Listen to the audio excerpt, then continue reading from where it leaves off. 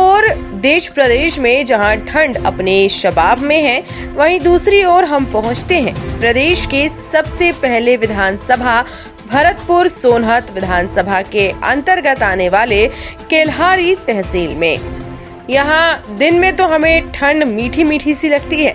इसी बीच हमारी मुलाकात होती है तहसील के तहसीलदार करमचंद जाटवार से, जहां हमने बात की स्वयं तहसीलदार महोदय से।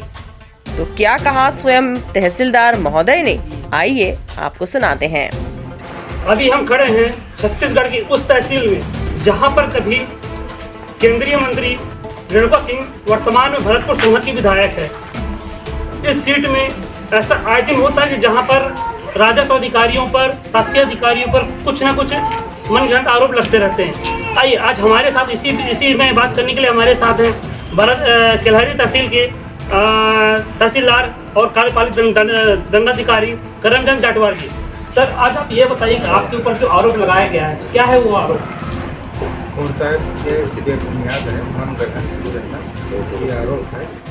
वहीं जब हमने तहसील में मौजूद अन्य लोगों से बात कर तहसील में हो रहे कामकाज के बारे में जानने की कोशिश की, तो क्या कहा स्थानीय जनों ने, आइए आपको सुनाते हैं।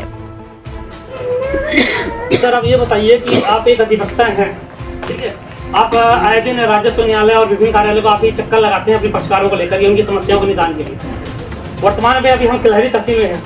केल्हारी तहसील में आप किस पक्षकार के लिए आप यहाँ पर आए हैं और पिछले कौन से पक्षकार के लिए आप यहाँ पे जीवन निरंतर हुआ है, उसके बारे में बताएं।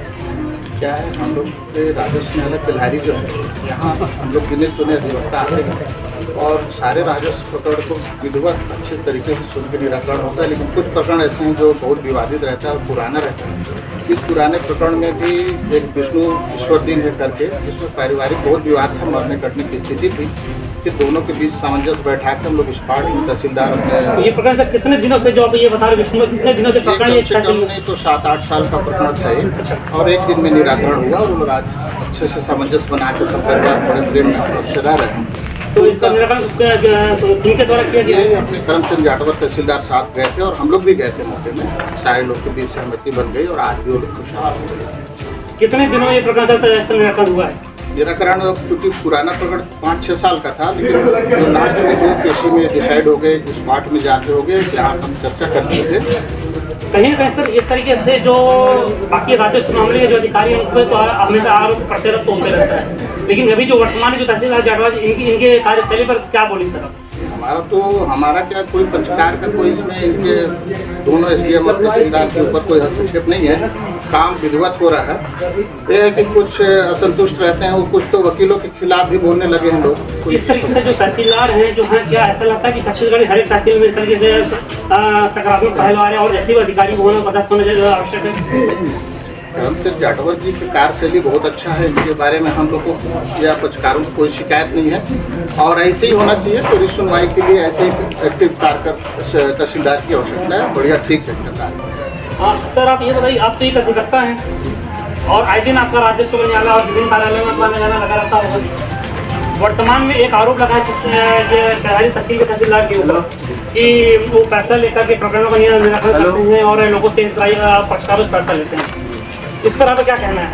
देखिए, हम लोग अधिवक्ता के रूप में यहाँ पर काम कर रहे हैं। जो भी अधिकारी यहाँ पर है, तहसीलदार की बात करें चाहे अनुभागीय अधिकारी की बात करें, ऐसा हम लोग के पक्षकारों से तो ऐसा कोई खबर ऐसा नहीं लेन देन हुआ हो और अच्छे से बहुत इस बात में जाके तहसीलदार साहब के द्वारा कई मामला निपटाया है। हम लोग खुद जाके एक उदाहरण भी मैं देता हूँ कि भोटरा में हम लोग का एक केस लगा था, शुद्धू बुद्धू करके बंटवारा के लिए लगाए थे, जो कई दिनों से पक्षकार परेशान थे। उसमें कितने दिनों से परेशान थे? उसमें लगभग करीबन 3-4 सालों से तो इनका बंटवारा का मामला यहाँ पर लगा हुआ है। उस समय तहसीलदार कोई और रहे होंगे? जी, उस समय कोई और कभी याद नहीं, लेकिन जटवार साहब आए, उनके सामने भी हम लोगों ने बात को रखा कि सर बहुत दिन से मामला चल रहा है। तो सर दोनों पक्षों को न्यायालय में समझा के किए कि भाई मैं मौके में आपके आऊँगा जहाँ पर मामला विवादित है और वहाँ पर आप लोग करके गाँव वालों से पूछ के आप लोग जो भी फैसला होगा कर दूँगा। फिर वहाँ पर मौके में हम लोग को भी ले गए थे, इसमें दोनों पक्ष के वकील भी। कितने दिनों में सर ये पकड़ इन तहसीलदार के इनके आने के बर्दाश्त होने के बाद कितने दिनों में पकड़ निराकरण हुआ? ये करीबन 6 महीना के। कहीं ना कहीं आपको ऐसा नहीं लगता कि छत्तीसगढ़ के हर एक तहसील में इस तरह की जो एक्टिव तहसीलदार वो होना चाहिए? जी जी, अगर ऐसा मौके में जाके पक्षकारों का अगर फैसला हो रहा है तो एज हम लोग तो वकीलों की है और पक्षकारों को तो है। आप केल्हारी तहसील के अंतर्गत किस गांव से संबंध रखते हैं? मैं गुटरा से हूँ। गुटरा से। आप केल्हारी तहसील के कितना आइडेंट कार्ड रही थी? 2021 से आना जाना तहसील झगड़ा लड़ाई खेती बाड़ी का आ रही है। अच्छा, क्या था मामला आपका? तो ये झगड़ा लड़ाई खेती बाड़ी का। तो ये मामला अभी की स्थिति में क्या है? अभी की स्थिति में तो तहसीलदार साहब अभी गए थे 2024 में, जुलाई में गए थे, तो वही फैसला करके आए। तो क्या वो आपके पक्ष में हुआ है कि आप उसमें क्या हुआ है? पक्ष में वही बताए हैं कि जब तक मतलब कि बंटवारा तहसीलदार बांट के नहीं देते हैं तब तक मत कमाना, हम लोग को हम ही कमाएंगे। आप यहाँ पे केल्हारी तहसील में आप यहाँ आते जाते देख रहे हैं जी, किस लिए आप यहाँ पर आए? बस थोड़ा काम था। सबसे पहले सर मैं परिचय बताता हूँ। मेरा नाम राजेंद्र कुमार मिश्रा है, मैं पसौदी का रहने वाला हूँ और भारतीय जनता पार्टी का महामंत्री महामंत्री। सर ये बताइए कि वर्तमान में केल्हारी तहसील में जो तहसीलदार के ऊपर एक आरोप लगा कि उन्होंने 15,000 की रिश्वत और दारू मुर्गा लिया है, की डिमांड की है, क्या लगता है कि ये आरोप क्या सही हो सकते हैं? नहीं, ऐसा नहीं है। मैं जब से जान रहा हूँ तहसीलदार साहब को, तब से मैं यहाँ पर 1-2 साल से हो गया, मैं आने जाने मेरा होता रहता है। और यहाँ तक कि यहाँ की जो पब्लिकें हैं और जो भी आते हैं यहाँ पर, उनका काम बहुत अच्छे से होता है और बुला कर उनका काम किया जाता है। कोई काम पेंडिंग उनके द्वारा नहीं। एक अच्छे तहसीलदार जैसे मैं जानता हूँ। तो ऐसे तहसीलदार को सर क्या इसी प्रकार का जो मतलब आम जनता की समस्या को त्वरित निराकरण करे तो क्या उनको इसी तरीके का पुरस्कार मिलेगा? गलत है ये सब आरोप लगाना, गलत है। और सर ये इस बात को आप मानते हैं ना कि राजस्व अधिकारी के ऊपर आए दिन आरोप लगते हैं क्या और रिश्वतखोरी करते हैं? गलत है आरोप लगाना। देखिए कोई जो आजकल जो पट्टा के लालच में लोग गलत ढंग से कब्जा करते हैं, अब कब्जा करने उनको नोटिस जारी होती है और एनफोर्समेंट चलता है, उसके आधार पर उन लोग झूठ बोल करके यहाँ प्रयास करते हैं। आप सर वर्तमान में मंडल महामंत्री भाजपा की यहाँ आपकी सरकार है प्रदेश में और केंद्र की सरकार है, तो ऐसे जो बेहतर कार्य करते हैं उनके लिए आपकी ओर से क्या प्रयास किया जाएगा?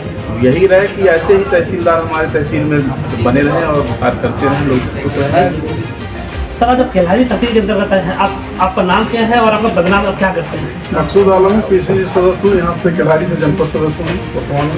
हाँ सर, आप किस पार्टी पॉलिटिकल पार्टी का समर्थन करते हैं? कांग्रेस पार्टी को समर्थन करता हूँ। सर आप ही के भूतपूर्व विधायक गुलाब कमरो जी ने केल्हारी तहसील के ऊपर एक रंजीत सिंह की शिकायत कर समर्थन करते आरोप लगाया है कि उन्होंने 15,000 का रिश्वत लिया और दारू मुर्गा डिमांड की है। आपको लगता है कि आरोप सही है कि सही हो सकता है? देखिए क्या है कि विधायक जी जो उन्होंने चिट्ठी लिखा कलेक्टर साहब को, उसके आधार पर उनके पत्र की शिकायत करता है कि पत्र के आधार पर बयान दिया, लेकिन यहाँ पे वर्तमान में हकीकत में स्थिति है कि केल्हारी तहसील में जो वर्तमान में जाटवादी तहसीलदार हैं, इनका कार्यकाल बहुत अच्छा चल रहा है।